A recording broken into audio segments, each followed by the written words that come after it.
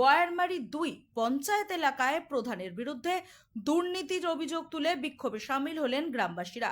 সাগদা এলাকায় রাস্তায় নেমে প্রধান নাবিলাল মোল্লার গ্রেফতারের দাবি তোলেন এলাকার মানুষ। বিক্ষোভকারীদের অভিযোগ, গ্রামের রাস্তা নির্মাণ ও ১০০ দিনের কাজের জন্য একাধিকবার সরকারি টাকা বরাদ্দ হলেও বাস্তবে কোনো উন্নয়ন হয়নি।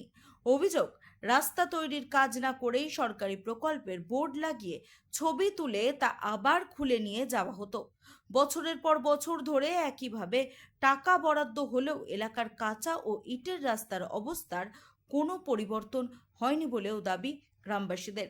স্থানীয়দের বক্তব্য, বর্ষার সময় এই রাস্তা দিয়ে চলাচল কার্যত অসম্ভব হয়ে পড়ে। ছাত্রছাত্রী থেকে শুরু করে প্রবীণ মানুষদের চরম দুর্ভোগের শিকার হতে হয়, এমনকি অসুস্থ রোগীদের কাঁধে করে পাকা রাস্তা পর্যন্ত নিয়ে যেতে হয় বলেও অভিযোগ। গ্রামবাসীদের আরও দাবি, ৫টি গ্রামের মানুষের যাতায়াতের একমাত্র ভরসা এই রাস্তা, অথচ গত ৫ বছরে একাধিকবার রাস্তা নির্মাণের টাকা বরাদ্দ হলেও কাজের কোনো বাস্তব চিত্র দেখা যায়নি। এই সমস্ত অভিযোগ সামনে এনে অবিলম্বে তদন্ত ও প্রধানের গ্রেপ্তারের দাবি তুলেছেন বিক্ষোভকারীরা। অন্যদিকে সমস্ত অভিযোগ অস্বীকার করেছেন বয়ারমারি ২ পঞ্চায়েতের প্রধান নাবিলাল মোল্লা। তার দাবি, তিনি কোনো দুর্নীতির সঙ্গে যুক্ত নন। কারা বিক্ষোভ দেখাচ্ছে বা কেন দেখাচ্ছে সেই বিষয়েও তিনি কিছু জানাননি। পাশাপাশি তিনি বলেন, সরকার তদন্ত করলে সত্য সামনে চলে আসবে। এই আজকে আপনারা বিক্ষোভ দেখাচ্ছেন কেন? এই রাস্তাঘাটের জন্য। রাস্তাঘাট আসে এসে করে বোট মেরে দিয়ে চলে যায়, বলে রাস্তা হয়ে গেছে। আমরা জিজ্ঞাসা করি কি হলো, রাস্তা হলো না কেন, বলে হয়ে গেছে রাস্তা। রাস্তার দিনে অনুরোধ করি, তাও করছে না। একটা কল বসাচ্ছে না, একটা গরিব কাঙালের কোনো উপকার করে না, একটা পেপার দেয় না, ঘর ভেঙে যায় ঝড়ে আমফানে।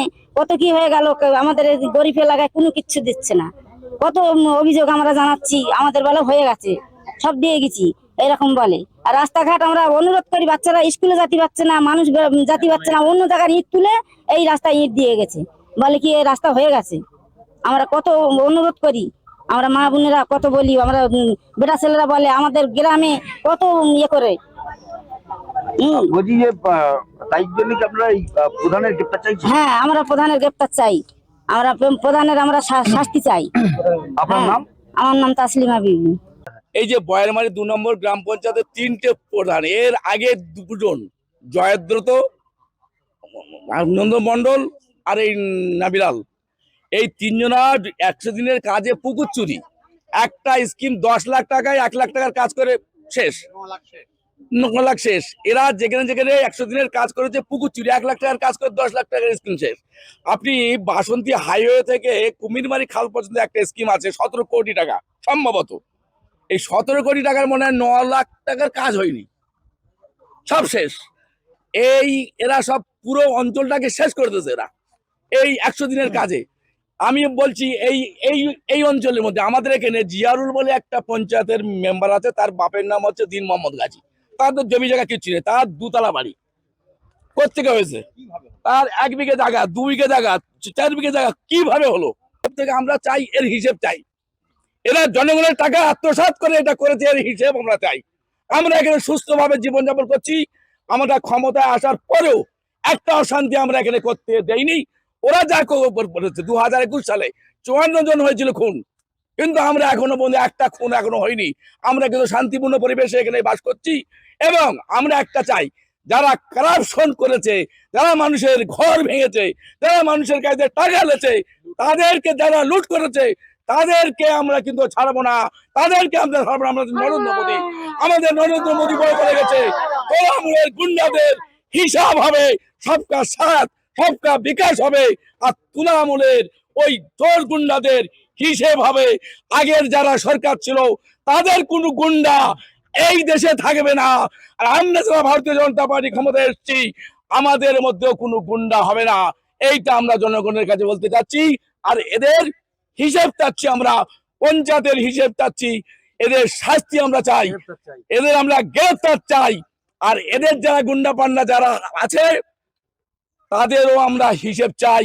এই কথা বলে আপনাদেরকে আন্তরিক অভিনন্দন জানিয়ে আমি আমার সংক্ষিপ্ত বক্তব্য আমি শেষ করছি। আপনার নাম বলি? শেখ সিরাজ। হঠাৎ গ্রামের মানুষ, পুরুষ মহিলা সবাই বিক্ষোভ দেখাচ্ছেন প্রধানের গ্রেপ্তারের দাবিতে, মূলত কারণটা কি? মূলত কারণ হলো এখানে রাস্তাঘাটে তো উন্নয়ন নেই। রাস্তাঘাটের উন্নয়ন না থাকায় গ্রাম বোট মারছে, বোট মেরে সেই বোটটাকে আবার ভ্যানে করে তুলে নিয়ে চলে যাচ্ছে। তারপর দেখা যাচ্ছে সেখানে আর কাজ হচ্ছে না, 4-5 বার করে একটা রাস্তায় হচ্ছে। 100 দিনের কাজের টাকা লুট তারাস করে খেয়ে নিয়ে এখনো পাইলিং এর গোলাগুলো সেখানে ফাঁকা আছে, মাটি নেই। এবং মানে যে সমস্ত রাস্তাগুলো এখনো দেখালাম আপনাকে, এখনো মাটির রাস্তা গ্রামে আছে। সারা পশ্চিমবাংলায় এমন কোনো জায়গা নেই যে সেখানে, এবং ওটা হলো প্রধানের নিজস্ব বুথ, সেই বুথে এখনো মাটির রাস্তা আছে। ওই একজন বললো যে সেই রাস্তাটি 5 বার স্যাংশন হয়েছে। হ্যাঁ, 5 বার কেন, তারও বেশি হয়েছে। ওরা তো রাতারাত্রি স্যাংশন করে, সকালবেলা বোট মারে, ফুল মিষ্টি নিয়ে এসে সেখানটা দাঁড়িয়ে এর মিষ্টি বিতরণ করে মানে ভ্যানে করে বোটটা তুলে নিয়ে চলে যাচ্ছে। কি হয়েছে, হবে কাজ, সেই কাজ এখন হয়েই চলেছে। ওই যে মাটির রাস্তাটা, ওই রাস্তা 2008 সালে মাটি পড়েছিল, এখনো সেখানে মাটির কাজও হয়নি, না সেখানে ইট না সেখানে কংক্রিট, এখনো সেই অবস্থায় আছে। সেখানে রোগী, স্কুলের ছাত্র, এবং আগামী বর্ষায় যা দেখলাম একজনের শরীর খারাপ হয়েছে, তাকে ঘাড়ে করে নিয়ে সেই রোড পর্যন্ত গিয়ে অ্যাম্বুলেন্সে করে নিয়ে গেছে রাত্রি 12টা 12:30টার সময়। এবার আপনি বলুন, এই প্রধানের দ্বারাই উন্নতির আশা করা যায়? আপনারা কি চাই? আমরা চাইছি অবিলম্বে তদন্ত করে তাকে দোষী সাব্যস্ত করে আমরা অবিলম্বে আমরা প্রধানকে গ্রেপ্তার চাই। জয় জনতা পার্টির জয়। আর এই যে সরকারের কাছে আপনারা কি দাবি করছেন? সরকারের কাছে দাবি, এখানে রাস্তা হোক, লাইট বসুক, সাধারণ মানুষের উন্নতি হোক, এছাড়া আমাদের কিছু চাওয়ার পাওয়া নেই। আপনার নাম? আমার নাম শেখ আতাউর রহমান।